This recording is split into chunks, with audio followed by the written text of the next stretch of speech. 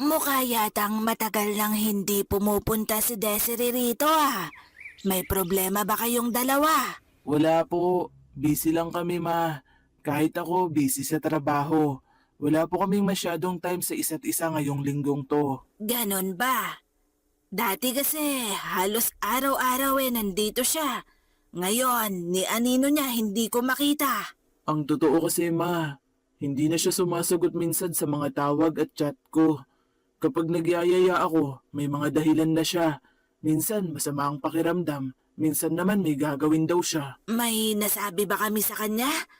May nagawa ba kami na ikagagalit niya? Anak, sabihin mo sa akin kung dahil ba sa amin kaya siya nagkakaganyan. Wala naman kayong kasalanan, ma. Ganun lang siguro talaga. Baka nagsawa na siya. Ewan ko, basta. Ako na pong bahala. Pupuntahan ko na lang siya kapag may oras na ako. Tama yan anak. Ikaw ang magpunta sa kanila para naman malaman mo kung ano ang totoong dahilan. Ma, hindi niyo pa rin sinabi kay kuya? Hayaan mong siya ang makatuklas ng lahat anak. Mas masakit kung manggagaling pa sa atin.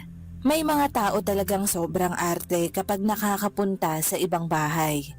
Pero sa bahay nila, iba naman din ang galaw. Hindi lang naman talaga sa pagkain nagsisimula ang problema sa pagiging maarte. Minsan, nagsisimula ito sa paraan ng pagtingin natin sa sarili natin at sa paraan ng pagtrato natin sa iba. Lahat naman tayo may kilalang maselang tao, yung sobrang pili, yung may comment sa lahat, yung napakaselan pero sa ibang paraan. Sa una, baka isipin natin preference lang yon. Karapatan yan. Pero paano kung unti-unti nang nasasaktan ng mga tao sa paligid dahil doon? Paano kung may tinatago pala sa likod ng pagiging metikulosa? Kilalanin natin sa kwentong ito si Desiree. Isang babaeng halos walang pumapasa sa standards niya sa bahay ng nobyo. Pero habang tumatagal, makikita natin na hindi lang pala ito simpleng pagiging maselan lang. Habang nakikinig kayo, subukan nating isipin, may pagkakataon ba na naging ganito rin tayo? May mga sandali ba na mas pinipili natin ang pride kaysa sa pag-unawa? Bago ko po umpisahan ang ating istorya, huwag kalimutang mag-like at mag-subscribe bilang suporta sa channel na to. Sure ka bang okay lang na pumunta ako sa inyo ngayon? Hindi ba sila busy? Baka makaabala lang ako doon. Hindi naman. Sabado ngayon. Kompleto kami ron. Pwera pala kay Papa. Malayo siya at hindi makakauwi ka agad. Anong ulam kaya ang hinanda ni tita ngayon ano? Ewan ko. Siguro kung anong meron sa palengke. Bahala siyang nagde-decide. Kasi kahit ano namang niluluto niya, kinakain namin. Sana naman hindi isda. Last time kasi ang tagal na wala ng amoy sa bibig ko. Ang lansa pa kasi ng pagkakaluto. Des, normal lang naman yung amoy na yun. Pero hindi naman malansa yung pagkakaluto ni Mama. Pero sensitive kasi ako sa amoy. Hindi ko matagalan. Hindi ako komportable. Pwede ka namang hindi kumain kung ayaw mo nang nakahain sa amin. Wala namang nagbabawal sa'yo na tumanggi. Hindi ba ma-o-offend ang mama mo kapag ginawa ko yun? Hindi naman siguro. Maiintindihan ka naman ni Mama. Relax ka lang. Oh, nandito na tayo. Tuwing weekends, maingay pero masaya ang tanghalian sa bahay nila Kaloy. Maliit lang ang mesa. May plastic na mantel na medyo kupas na ang design. Punong-puno ang mesa. May buro. May bagoong na pinigaan ng kalamansi. May pinakbet na bagong luto at umuusok pa. Mayroon ding nilagang gulay. May daing at tuyo na nakapatong sa dyaryo para sumipsip ng mantika. At syempre, may bagong saing na kanin sa gitna. Ngumiti si Kaloy nang pumasok si Desiree sa kusina. Des, dito ka na. Nilaan ko to para sa'yo. Para katabi kitang kumain. Oh, bakit? Anong problema? Wala bang cover yung upuan nyo? Basta-basta na lang ako uupo dyan? Ha? Eh bakit? Kapupunas lang naman ni Mama niyan eh. Araw-araw niyang nililinis yan, kaya sigurado akong malinis yan. Oo, sige. Sabihin na nating araw-araw niyang pinupunasan yan. Pero kahoy kasi yan. Sumisip-sip yan ng pawis. Hindi hygienic. Ano ka ba, Des? Upuan lang yan. At saka dito kami araw-araw kumakain. Wala namang nangyayari sa amin ah. Exactly. Araw-araw niyong ginagamit to. Hindi mo alam kung ano-ano nang dumidikit dyan. Hindi naman kami dugyot. At hindi hinahayaan ni Mama yan na hindi malilinis. Kaya sigurado kung walang kung ano dyan. Hindi ko naman sinasabi na dugyot kayo. Pero kasi, sensitive ako sa mga ganito. Mamaya niyan pagtayo ko, puro pantal na yung hita ko. Sensitive sa upuan. Ay, sige na, sige na. Sandali lang. O ayan, okay na ba? Manipis naman masyado yan. Yan na lang muna. Yan lang nakita ko eh. Pagtiisan mo na, ngayon lang naman. Wala na bang iba? Yung mas makapal sana. Wala na nga. Yan lang nakita ko. Yan ang pinakamalinis. Kumuha si Kaloy ng tuwalya sa may cabinet at maingat na inilatag sa may upuan. Pinatag niya pa yon ng kamay niya para maging pantay. Napabuntong hininga si Desiree pero umupo rin na parang may iniiwasan pa. Maya-maya dumating na ang kapatid ni Kaloy na si Andrea at ina nitong si Aling Marcia. Tahimik na kumakain ng mag-iina pero si Desiree hindi pa nangunguha. So, anong gusto mo, Des? Maraming niluto si Mama oh. Pili ka lang, ilalagay ko dyan sa plato mo. Hindi naman kasi ako kumakain ng buro. Ang tapang ng amoy niyan parang maasim na ewan. Ano nang tawag dyan? Daing? Maalat at mabaho yan eh. Wala na ang amoy niyan, iha. Dahil nailuto naman na. Ayoko pa rin. Masyadong malansa. Parang kumakapit pa sa buhok yung amoy. Tsaka yung pinakbet. Ayoko ng gulay na masyadong malambot. Ganyan naman talaga ang luto sa pinakbet ah. Anong gusto mo? Hilaw? Des, normal na pagkain lang ang mga yan. Tsaka hindi naman overcook ang gulay ah. Sinasabi ko lang kung ano yung hindi ko kinakain. Bagong luto ang lahat ng mga yan, iha. Hindi din naman kasi nasabi ni Kaloy sa akin na ayaw mo ng mga ganyan. Hindi talaga ako mahilig sa mga mamantika. Yung masyadong maalat, maanghang, o kaya masyadong masarsa. Sumasama ang tiyan ko kapag kumakain ako ng ganon. So ano palang kinakain mo? Halos lahat naman ayaw mo. Maingat lang talaga ako sa mga kinakain ko. Syempre naman no, ayoko namang sumama ang pakiramdam ko. Ako rin ang mahihirapan. Masyado kang maingat. Kaya wala ka ni isang gusto dito, ganun ba? Hayaan mo na, Andrea. Sige, sandali lang. Ipaghahanda na lang kita ng instant noodles. Bumalik si Kaloy dala ang cup noodles. Umuusok pa yon. Tiningnan muna ni Desiree ang laman bago hawakan. Inabot naman ni Kaloy ang kutsara at tinidor rito. Kumuha naman si Desiree ng wet wipes sa bag niya at isa-isang pinunasan ng kutsara. Pati na rin ang tinidor, pati parte ng mesa sa harap niya. Oh, eto na ang tubig mo. May gusto ka pa ba? Kukanin ko na. Wala naman na, pero ayoko ng plastic na baso. Kumakapit kasi ang amoy ng panghugas dyan. Hindi masarap. Nag-iiba ang lasa ng tubig. Hindi masarap uminom. Oh, ayan. Babasagin na yan ha. Hinanap ko pa yan kasi tinatago yan ni Mama eh. Kapag may bisita lang kami tsaka niya nilalabas. May tissue ba kayo? O pamunas man lang? May bakat kasi to ng tubig. Sandali nga, huhugasan ko na lang. Grabe, napakaselan naman masyado ng babaeng to. Akala mo naman pinalaking mayaman. Nakakainis yung kaartihan niya. Mukha ba kaming mga dugyot dito? Ano bang ibinubulong-bulong mo dyan, ha? Para kang bubuyog dyan eh. Ah, wala naman ma. Iniisip ko lang po yung school project namin. Pagkahugas ni Desiree ng baso, sinuri niya muna ito sa liwanag bago maingat na pinunasan ng tissue. Tsaka lang siya uminom. Dahan-dahan na parang tinitiyak na walang matitirang kahit ano. Tahimik namang kumakain si Aling Marcia habang pinagmamasdan ng bawat kilos ng dalaga. Hindi siya nagsasalita pero halata ang bigat sa kanya habang nakikita ang pag-iingat at pagdududa ng bisita sa simpleng gamit nila sa mesa. Okay na ba sa'yo yung instant noodles? Wala ka na ba talagang ibang gusto? Medyo maalat lang, pero pwede na. Hindi ako nagrereklamo May standards lang talaga ako. Standards? Sa instant noodles? Hindi naman sa ganon. Ang sinasabi kong standards sa panlasa ko. Pero kasi kahit simple lang, dapat maayos pa rin. Hindi porket mura o madaling gawin, papabayaan na. Ginawa ko naman ng maayos yan Sinunod ko rin naman yung instruction kung paano gagawin dyan. Oo, okay naman na sa akin yung effort mo. Sinasabi ko lang naman na medyo maalat to para sa akin. Sensitive kasi talaga ang panlasa ko. Sensitive? Baka maselan lang.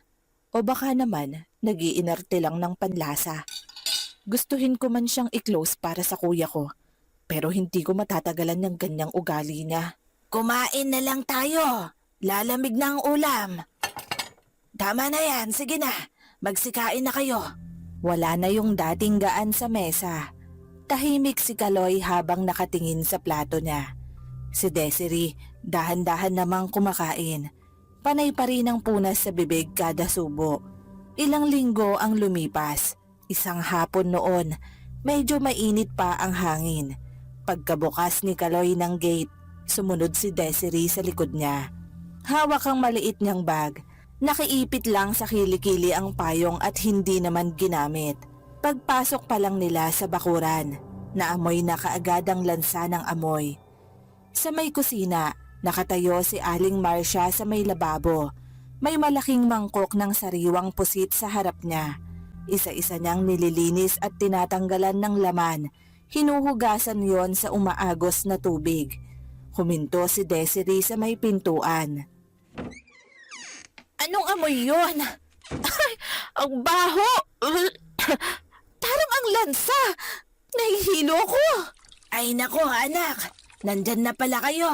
Sandali na lang to. Nililinis ko lang at magpipirito na ako. Grabe naman ang amoy na yun! Parang kumakapit sa damit. Ang baho talaga. Sariwang pusit pala kasi yun. Kabibili lang ni Mama. Mas malakas nga ang amoy ng fresh na pusit. Ang baho talaga.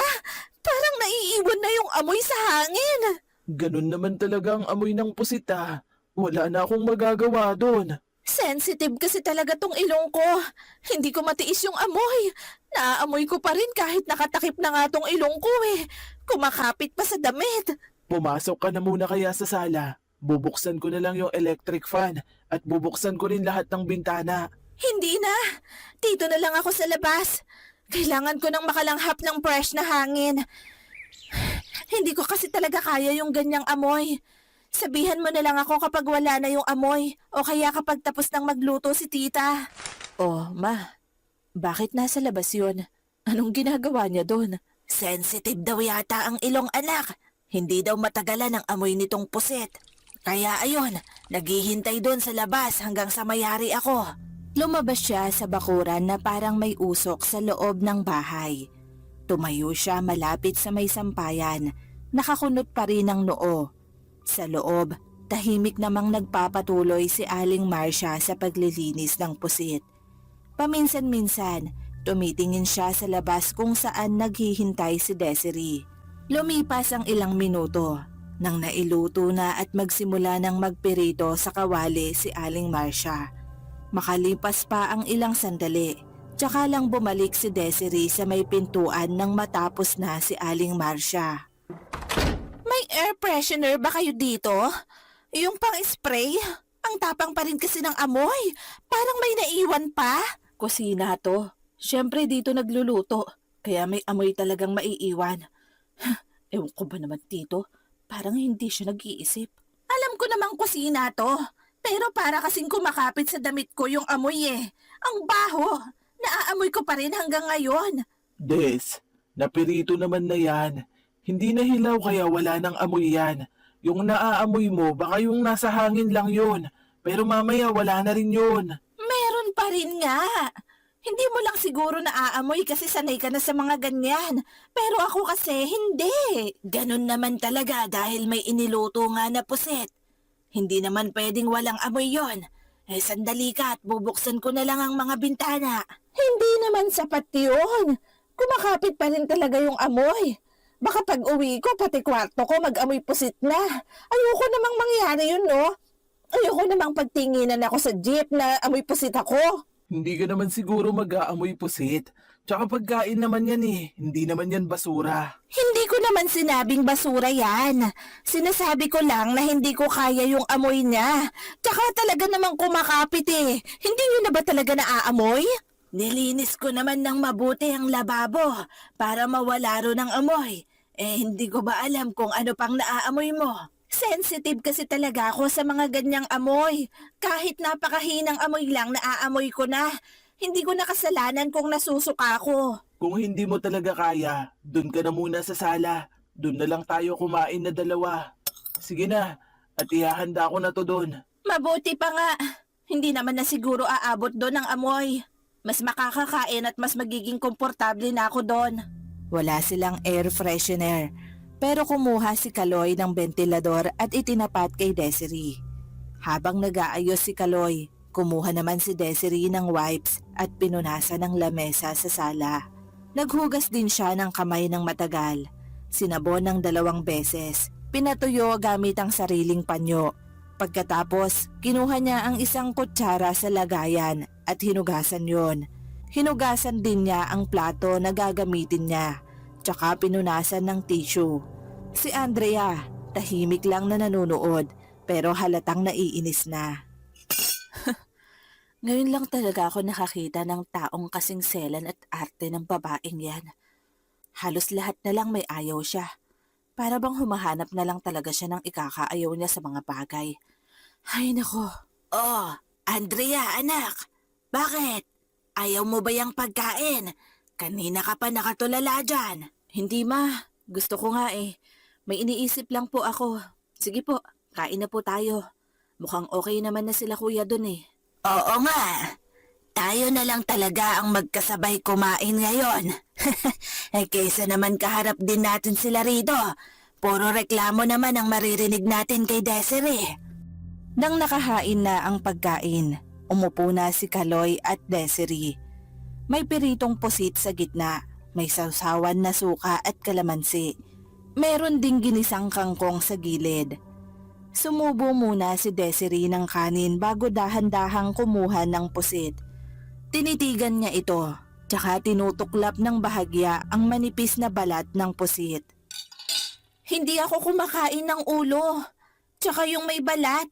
Medyo mahirap kasing kainin yun eh. Masarap naman yan lahat. Bakit ba namimili ka pa ng parte? Sa hindi ko lang talaga gusto yung ganong parte. Makunat kasi yun, hindi ko nai-enjoy kainin. At saka yung kangkong, ayoko din yan. Parang pagkain yan ng baboy eh. Ano ka ba naman? Huwag ka namang magsalita ng ganyan. Mamaya niyan marinig ka ni mama. Nakakahiya. Totoo naman ah. Pinapakain naman talaga yung kangkong sa baboy. At yun ang pagkakatanda ko dyan. Kaya nga hindi ako kumakain yan eh. Oo na, sige. Pero pwede din naman tong kainin ng tao. Kung baboy nga kinakain natin eh. Masarap kaya yan. Hindi ko naman kayo pinipigilan na huwag niyong kainin. Sinasabi ko lang naman na ayoko niyan. Sige na, kumain na lang tayo. Huwag na nating pag-usapan yan. O ayan, sa'yo na yan. Wala nang balat ang mga yan. Sinasabi ko lang naman ang opinyon ko. Wala akong masamang ibig sabihin doon. Matapos yon, sa kwarto na ni Kaloy tumambay ang dalawa. Para hindi naman rin mailang si Aling Marcia sa kanila. Simple lang ang kwarto ni Kaloy. Isang foam na nakalatag sa kahoy na kama. Isang lumang cabinet sa gilid na may bahagyang gasgas. May ilang mga posters din sa dingding. Isang maliit na electric fan sa mesa at tambak na libro sa tabi nito. Pero tuwing pumapasok si Desiree ron, para bang may inspection na nagaganap. Pag-akyat pa lang niya, hindi kaagad siya tuluyang pumapasok. Hihinto muna siya sa may pinto.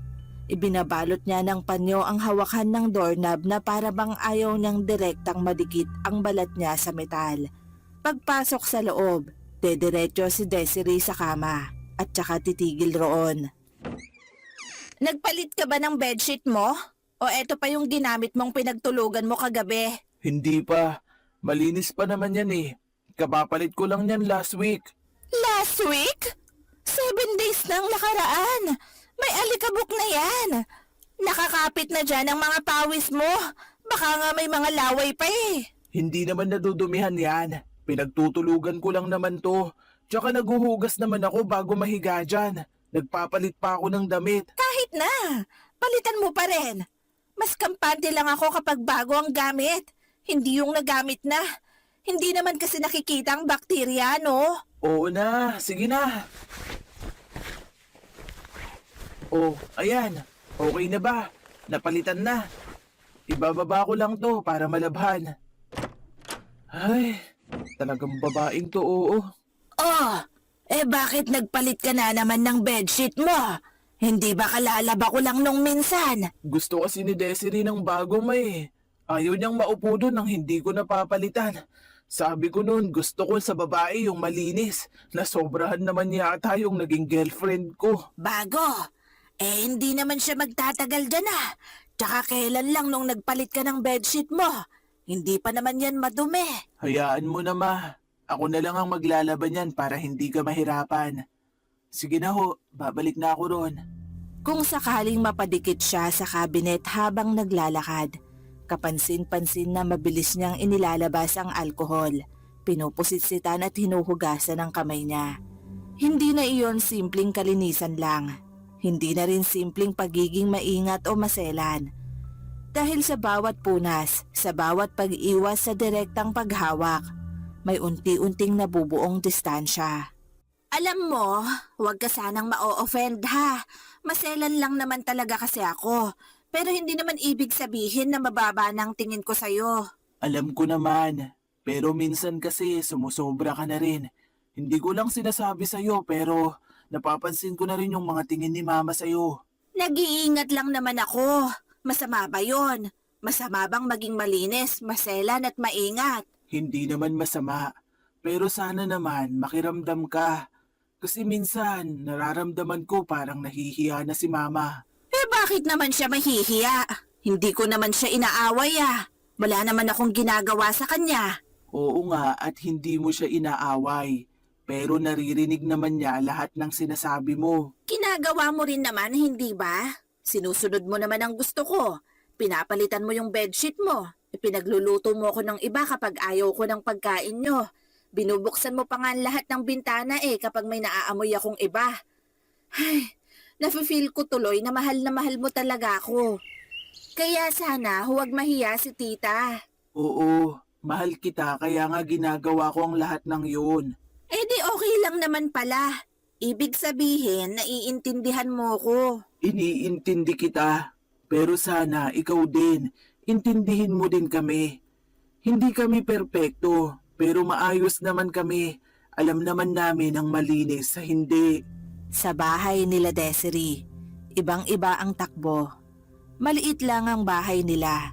Yero ang bubong na maingay kapag malakas ang hangin at tumutulo kapag umuulan. Hindi pantay ang sahig. May parte na bahagyang nakaangat. Sa may lababo, may palanggana na puno ng hugasin. May mga baso at plato na nakasalansan, naghihintay ng oras para mahugasan. Sa gilid ng bahay nila, may ilog na may mga lumulutang na plastik at kung ano-anong basura sa may pampang. Doon din minsan naglalaba at naguhugas ang ilang mga kapitbahay. Isang gabi, nagpipirito ang nanay ni Desiree. Tumatalsik ang mantika sa kawali. May malakas na tunog yon ng pagputok. Ma, ang mantika naman yata masyado niyan. Patiktikan mo naman muna bago mo ihain. Mamantika ba? Pirito yan anak. Malamang naman may mantika yan. Ay naku Diyos ko ka, ano bang mga pinagsasasabi mo? Pwede naman kasing hindi sobrang mantika, ma. Pwede mo namang ipirito yan ng kakaunti lang yung mantika Hindi na kasi healthy yung ganyan. Hindi na healthy? Samantala noon, kapag wala na tayong ulam dati, Kanin na may mantika at bagoong. Masaya ka na. Ngayon may nalalaman ka ng healthy na ganyan. Naman, ang tagal na nun eh. Iba na ngayon. Concern lang ako sa health natin. Ay nako, anong matagal na? Kailan ka lang nag-ulam ng ganon? Tumigil ka nga ano? Huwag mo nga akong ginaganyan ha. Ito ang kaya natin at ito ang meron tayo. Kaya tigilan mo yung pagsesilan mong wala naman sa ayos. Habay bumaba ka na nga ron at tulungan mong manguha ng kangkong yung papa mo. Pauwiin mo na rin yung mga kapatid mo nang makapaghugas na sila. Nang maihain ng pagkain, kumuha siya ng kanin at pritong isda. Hindi siya nagreklamo sa amoy. Hindi niya ininspeksyon ng plato. Hindi niya pinunasan ng kutsara. Kumain siya ng normal at kamay pa nga ang gamit. Uminom siya mula sa lumang cup noodles na ginawa ng baso. Hindi niya ito inamoy, basta uminom lang siya. Sa kwarto niya, manipis ang kutson. Minsan walang bedsheet. Hindi niya pinapalitan araw-araw. Hindi niya iniisip kung kailan ba yun huling nilaban. Pero kapag nasa bahay siya nila Kaloy, tila ibang tao siya. Maselan at mapili siya ron. Isang hapon, nakaupo siya sa may tapat ng bintana habang pinagmamasda ng ilog. Ma, ipinapangako ko. Balang araw, lilipat din tayo. Makakaalis din tayo sa lugar na to. At saan naman tayo lilipat? Kung makapagsalita ka dyan, akala mo naman may pera tayo. Sa mas maayos na lugar, yung hindi amoy ilog. Yung hindi na natin kailangan kumuha pa ng kangkong para mabuhay. Bakit? Ayaw mo na ba dito? Hindi naman masama ang lugar natin hindi naman sa ayaw ko ma. Gusto ko lang naman na doon tayo sa mas maganda at mas maayos na lugar. Gaya doon sa bahay nila Kaloy. Napakaganda. Maganda pa rin naman rito kumpara doon sa mga nakatira sa ilalim ng tulay, anak. May bubong tayo, may kuryente, may tubig, at may mga pagkain. Alam ko naman yon, ma. Pero pwede namang mas maging maayos pa, hindi ba? Hindi naman masamang mangarap Hindi naman talaga masamang mangarap, anak. Pero huwag mong maliitin ang kung anong meron tayo. Dahil lang nakaranas ka ng iba. Ang mahalaga, buhay tayo at nakakaraos. Hindi na nagsalita pa si Desiree. Tama naman ang ina niya. Dahil sa bahay nila Kaloy, iba ang pakiramdam niya. Mas malinis ang paligid, mas tahimik, mas maaliwalas, at higit sa lahat, espesyal ang trato sa kanya. Kapag may gusto siya, ginagawa ni Kaloy. Kapag may reklamo siya, inaayos ka agad. Kapag ayaw niya ng ulam, ipinagluluto siya ng iba. Unti-unti, nasanay na siya sa ganong pagtrato. Unti-unti rin, naniniwala siyang doon siya mas bagay. Kaya kapag bumabalik siya sa sarili nilang bahay, may parte sa kanya na ayaw nang tignan kung saan siya galing. Dahil mas madaling magpanggap sa ibang bahay kaysa tanggapin kung saan ka talaga nagmula. Sinisigurado ko, makakaalis kami sa ganitong buhay. Mabubuhay kami ng hindi ganito. Alam kong mangyayari yon. At alam kong doon kila Kaloy ako na babagay. Doon ako mas komportable. Doon, hindi ako naiilang. Anak, eto ang tatandaan mo ha. Okay lang namang mangarap. Pero huwag mong kalimutan kung sino ka. At huwag mong isipin na mas mahalaga ka kapag nasa mas magandang bahay ka. Hindi ko naman iniisip na mas mahalaga ako, ma. Gusto ko lang talaga na magkaroon tayo ng mas magandang buhay. Wala namang nagsasabi na habang buhay ito. Pero kahit umalis ka, dala mo pa rin ang pinanggalingan mo. Huwag mo yung itatago, anak. Huwag mong ikakahiya. Ma, pangarap pa lang naman to. Alam ko yon. At susuportahan kita, anak.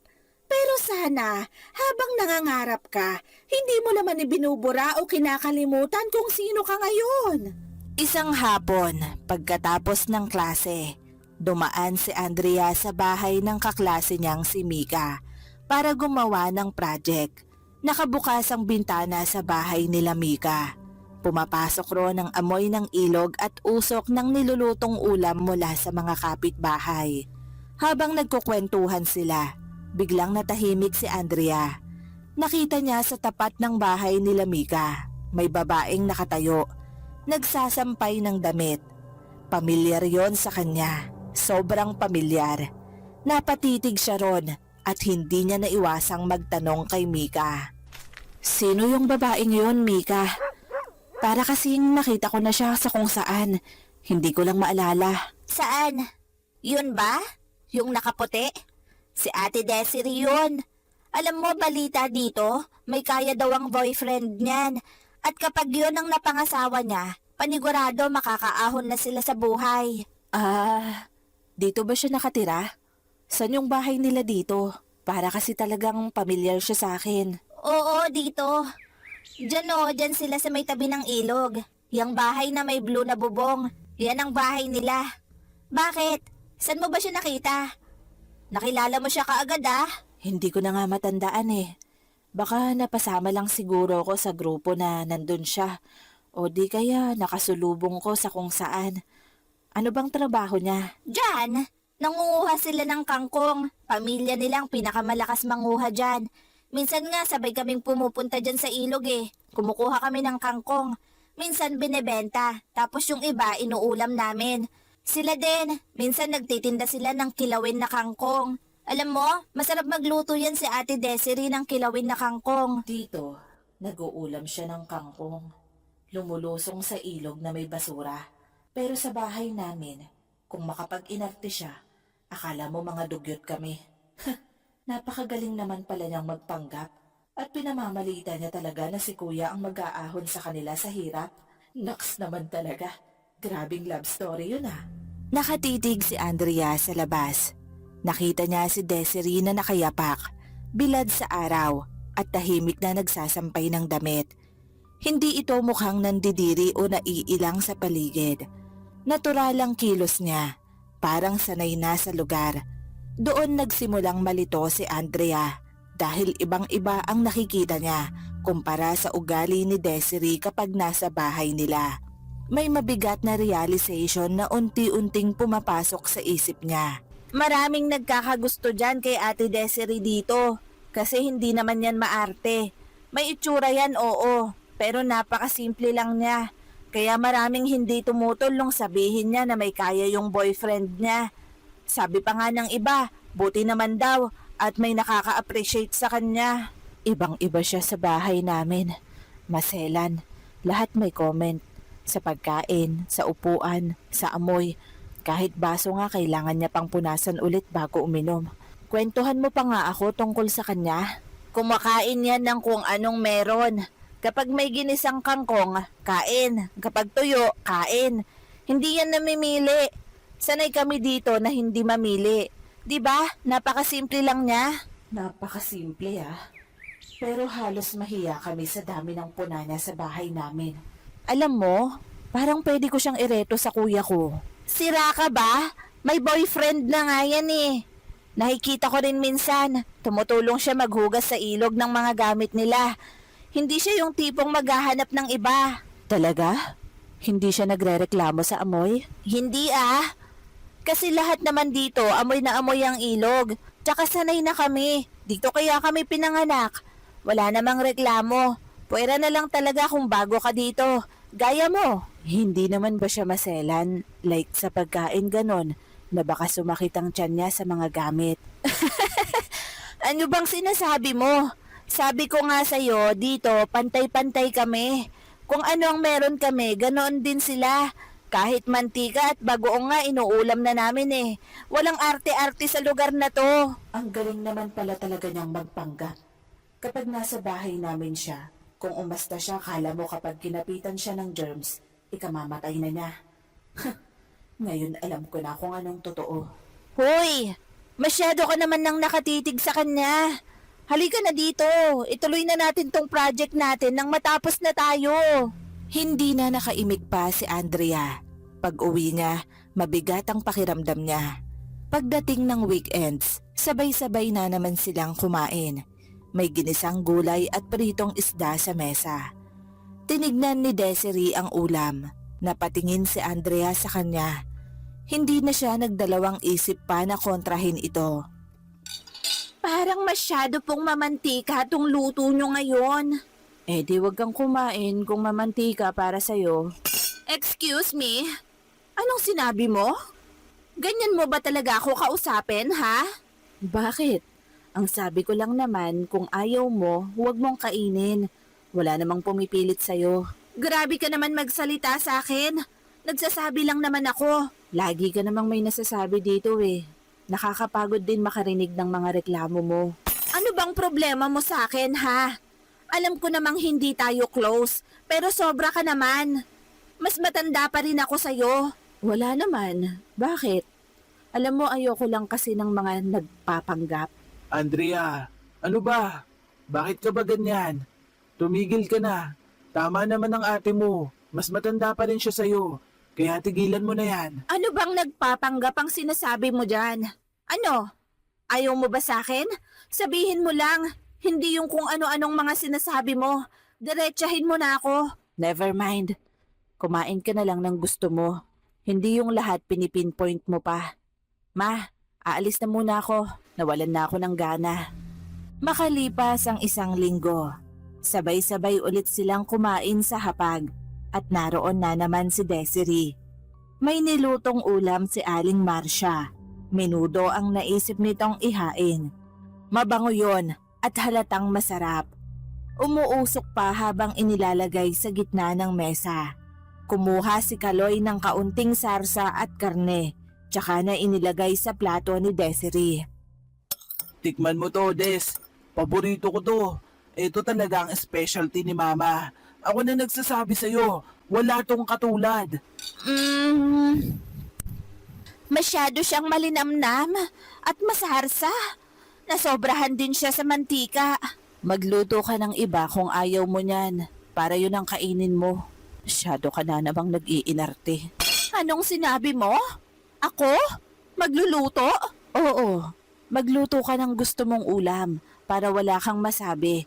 Para alam mo kung sakto lang ang mantika, ang linamnam at ang alat. Para kung mali ang timpla, ikaw lang ang sisisihin mo. Bakit ba lagi mo akong kinokontra, ha? Ano bang problema mo sa akin? Ayaw mo ba ako para sa kuya mo? Kinokontra? Nagsasabi lang ako ng totoo, hindi kita kinokontra. Nakakapagod na kasing makarinig na parang madumi lagi ang pagkain at lugar namin. Wala naman akong sinasabing ganon. Sinasabi ko lang naman kung ano yung totoo.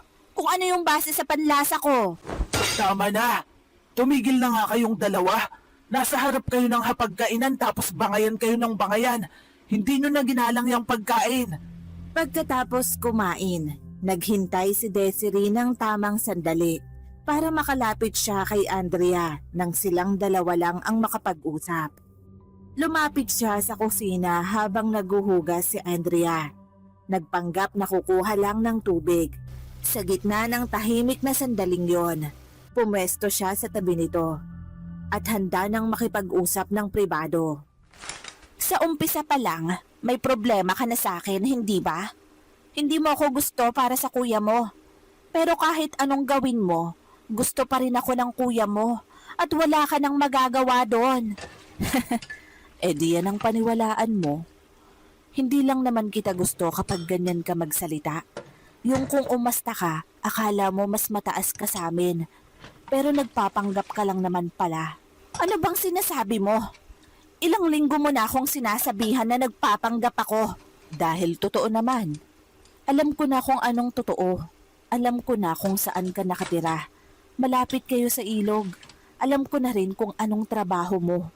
Kumukuha kayo ng kangkong at ibinibenta nyo. Lumulublob ka sa ilog na may basura. Pero dito, halos pandirihan mo ang mga gamit namin. Ano? Paano? Saan mo ako nakita? Huwag kang gumagawa ng kwento. Hindi ako gumagawa ng kwento. Kitang-kita ng dalawang mata ko kung paano ka sa inyo. Wala kang arte.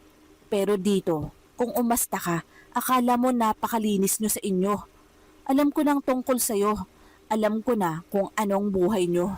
Huwag na huwag kang magsasalita kay Kaloy ng tungkol dyan. Sinasabi ko sa'yo. At bakit naman hindi? Alam mo ang pinakaayaw ni Kuya? Yung mapagpanggap, yung sinungaling.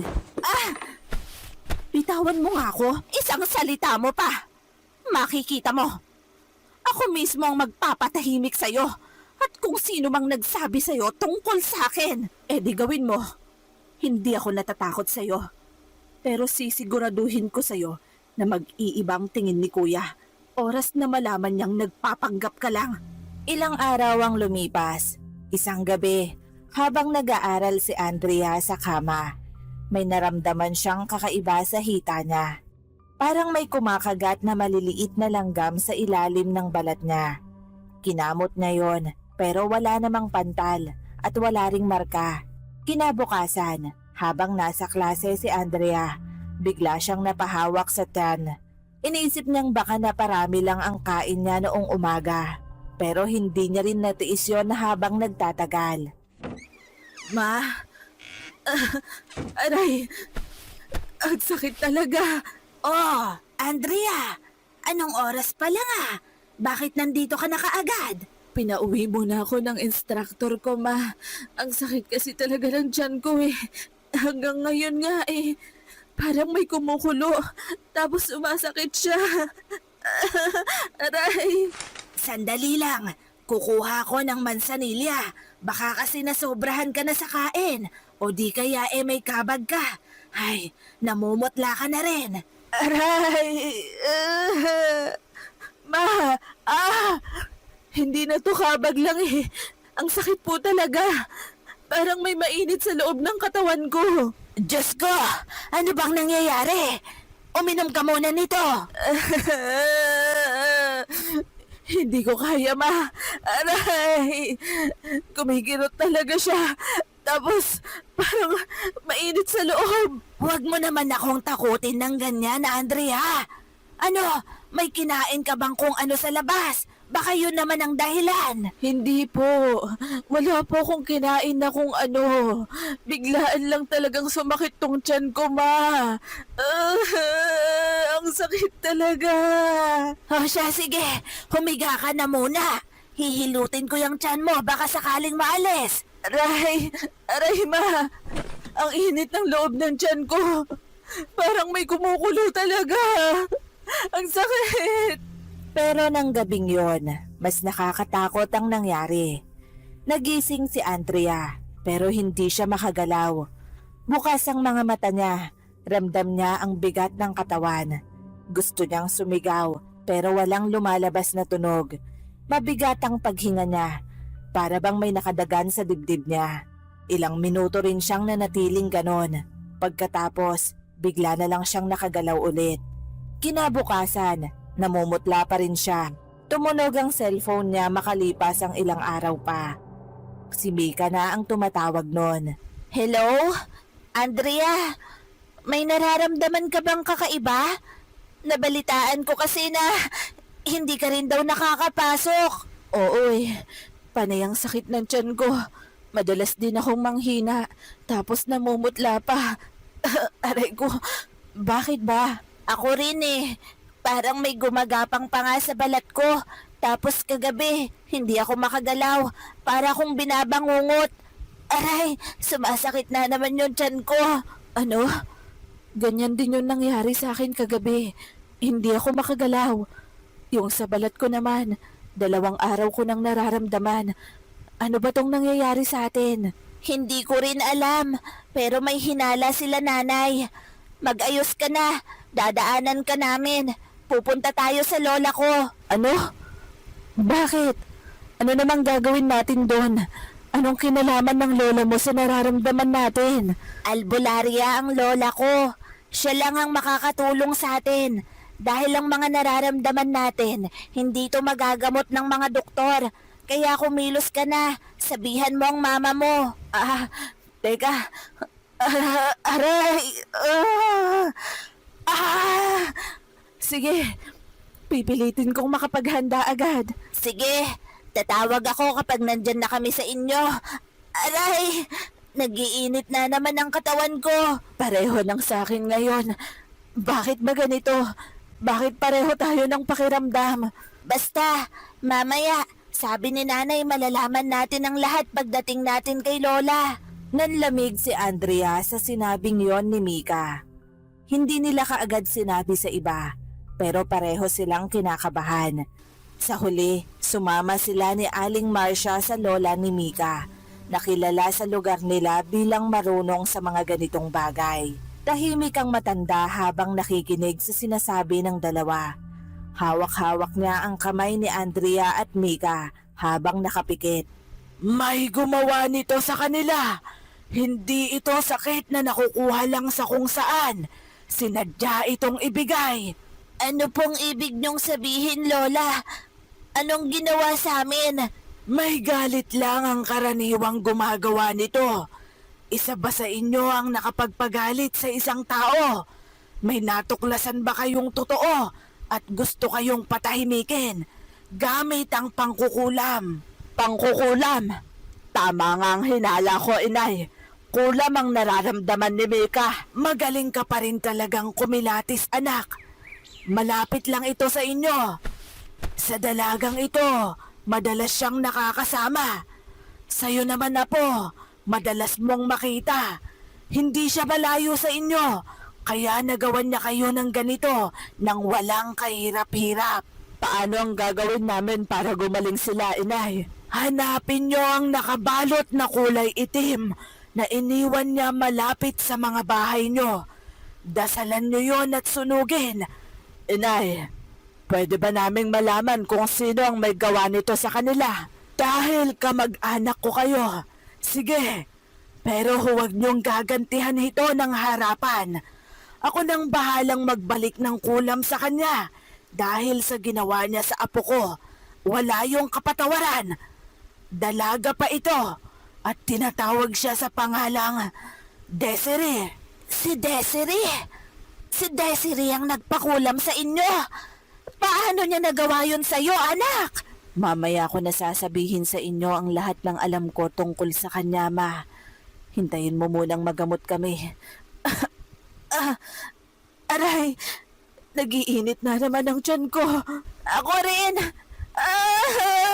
Aray! Ang sakit na po! Lola!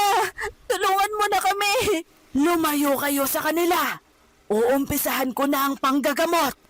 Wala mo nang lalapit sa kanila habang ginagawa ko ito. Nang gabi ding yon, may ginawa ang lola ni Mika. Pagkatapos nun, unti-unting bumalik sa normal si Andrea at Mika. Nawala ang pamamanhid sa mukha nila. Nawala ang pakiramdam na parang may gumagapang sa balat nila. Nakakatulog na rin sila ng maayos. Pero may naiwan pa rin kaba tuwing gabi na baka maulit na naman ang nangyari sa kanila. Si Desiree naman, hindi pa ulit pumupunta sa bahay nila Kaloy. Walang text, walang tawag. Sa umpisa, galit si Kaloy. Pero habang tumatagal, napalitan ng pag-aalala ang galit niya. Mukha yatang matagal nang hindi pumupunta si Desiree rito ah. May problema ba kayong dalawa? Wala po. Busy lang kami, ma. Kahit ako, busy sa trabaho. Wala po kaming masyadong time sa isa't isa ngayong linggong to. Ganon ba? Dati kasi halos araw-araw nandito siya. Ngayon, ni anino niya hindi ko makita. Ang totoo kasi, ma, hindi na siya sumasagot minsan sa mga tawag at chat ko. Kapag nagyayaya ako, may mga dahilan na siya. Minsan masama ang pakiramdam, minsan naman may gagawin daw siya. Ganun lang siguro talaga. Baka nagsawa na siya. Ewan ko, basta. Ako na pong bahala. Pupuntahan ko na lang siya kapag may oras na ako. Ma, hindi niyo pa rin sinabi kay kuya? Hayaan mong siya ang makatuklas ng lahat, anak. Mas masakit kung manggagaling pa sa atin. Isang hapon, hindi na nakatiis pa si Kaloy. Naglakad siya papunta sa lugar kung saan nakatira si Desiree. Makitid ang daan. May mga basang damit na nakasampay sa mga alambreng bakod. Amoy ilog at usok ang hangin ron. Ngayon niya lang talaga nakita ng malinaw ang lugar na yon. Dati-rati kasi, hinahatid lang niya si Desiree sa may kanto at hindi na siya pumupunta sa mismong bahay ng nobya. Huminto siya sa tapat ng maliit na bahay na gawa sa halo-halong materyales. Doon siya tinuro ng mga napagtanungan niya. May siwang ang dingding. Paglapit niya ron, nasilip niya si Desiree, nakaupo sa banig. Hawak ang lumang cup noodles na may tubig. Doon siya umiinom. Payat na ang katawan niya kaysa sa dati.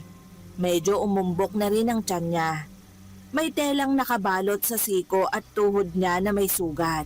Ito ba ang totoong buhay niya? Malayong malayo sa mga sinasabi niya sa akin. Ito ba yung babaeng ayaw umupo sa kahoy na upuan namin?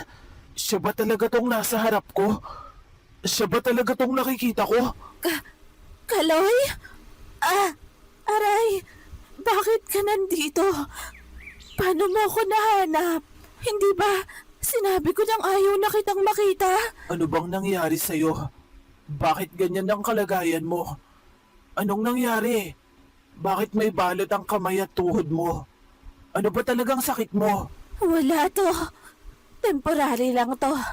Mawawala rin to. Hindi naman to panghabang buhay. Aray!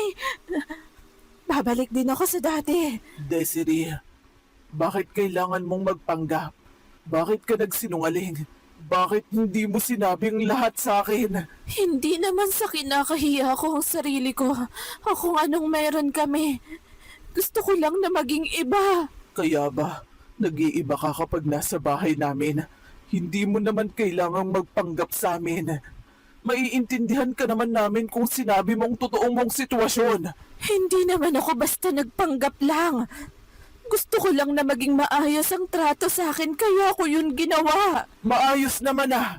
Kahit sila mama maayos ang pakikitungo sa'yo. Ikaw lang ang galit sa sarili mong pinanggalingan. Kaya hindi ka nagsabi ng totoo. Hindi ka nagpakatotoo sa akin. Hindi mo ko maiintindihan. Kapag nasa bahay niyo ko, pakiramdam ko may pagkakataon akong maging iba. Mas maayos at mas mataas. Doon na naunawaan ni Kaloy na hindi lang pagiging maselan ang ipinapakita ni Desiree, kundi pagpapanggap dahil sa hiya sa sarili niyang pinanggalingan. Para takasan ang pakiramdam na yon, ginawa niyang mali ang mundo ng iba. Mas madaling pumuna kaysa tanggapin ang sarili. Yon ang nasa isip ni Desiree. Hindi kita minahal dahil sa buhay mo. Minahal kita sa kung ano ka. Hindi ko kailangan ng prinsesa. Ang kailangan ko yung totoong tao.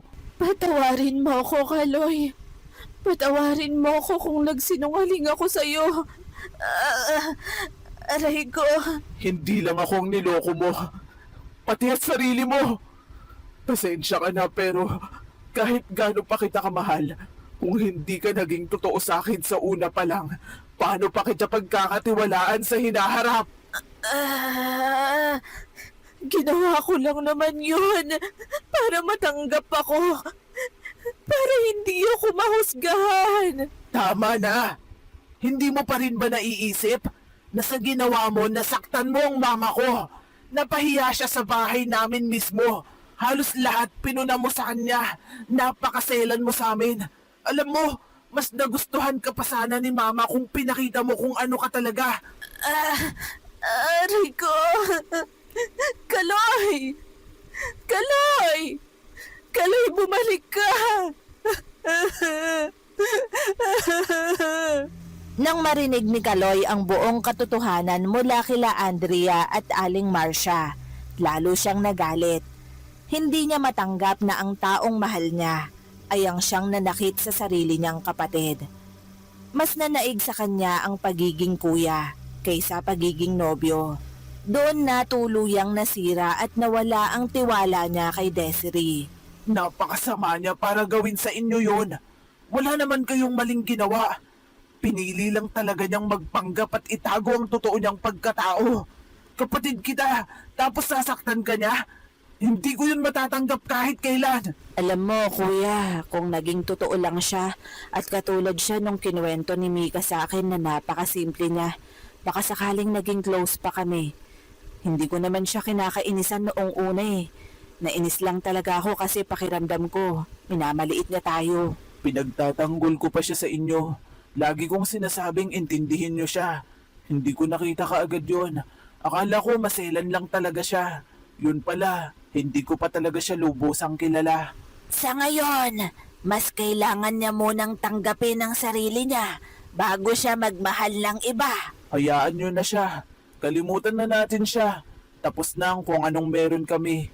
Hindi ko na kayang makasamang taong kayang saktan ng pamilya ko. At kung ano man nangyayari sa kanya ngayon, kung anong sakit niya, bahala na yung magulang niya. Wala na akong pakialam. Alam ko may pinagdaanan kami pero masakit ang ginawa niya sa inyo. At nagawa talaga niyang saktan ng kapatid ko kaya kayang-kaya ko siyang kalimutan. Minsan, may mga taong sobrang arte at sobrang pino kumilos, pero hindi dahil malinis sila, kundi dahil may tinatago sila. Kapag hindi mo tanggap kung saan ka nanggaling, madali mong makita ang mali sa buhay ng iba. Ipinapakita ng kwentong ito na ang pagpapanggap para magmukhang mas angat ay hindi nag-aangat ng pagkatao. Sa halip, nasasaktan lang nito ang mga taong tumatanggap sa iyo ng totoo. Hindi kasalanan ng mangarap ng mas magandang buhay, pero nagiging mali ito kapag kinakahiya mo na ang pinanggalingan mo at kapag minamaliit na ang iba para lang gumaan ang loob mo. Ang tunay na sukatan ng isang tao ay hindi kung gaano kalinis ang kutsara o kung gaano kaganda ang bahay. Nasa paraan ito ng pakikitungo sa iba, lalo na sa mga taong bukas ang puso at tahanan para sa'yo. Mas mabigat dalhin ang kayabangan kaysa sa kahirapan. Sa totoo lang, pare-pareho lang naman tayong tao na may pinanggalingan at may pagkukulang. Nakadepende na lang yon sa pagtanggap natin na yun lang ang meron tayo.